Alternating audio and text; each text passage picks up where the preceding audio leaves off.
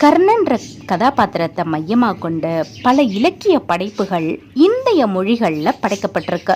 கர்ணன் அப்படிங்கிற வித்தியாசமான கதாபாத்திரத்தை மையமாக கொண்டு நாட்டுப்புற மக்களும் தம் பங்குக்கு நிறைய குட்டி கதைகளை படைத்து மக்கள் மத்தியில் உலவ விட்டுருக்காங்க.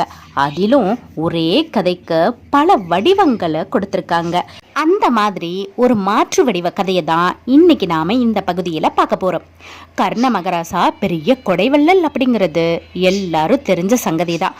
அப்பேற்பட்ட கர்ண மகாராசா ஒரு நாள் தன் அரண்மனை தோட்டத்துல எண்ணெய் தேய்ச்சி குளிக்க ஆரம்பிச்சாரா. கர்ணன் பெரிய மகாராஜா இல்லையா, அதனால அவர் தேய்க்க தேவையான எண்ணெயை ஒரு தங்க கிண்ணத்துல கொண்டு வந்து வச்சானா ஒரு பணியாளன். எண்ணெய் தேய்க்கிறதுக்குன்னு தனியாக ஒருவரை நியமித்து வச்சுருந்தாராம் கர்ண மகாராஜா.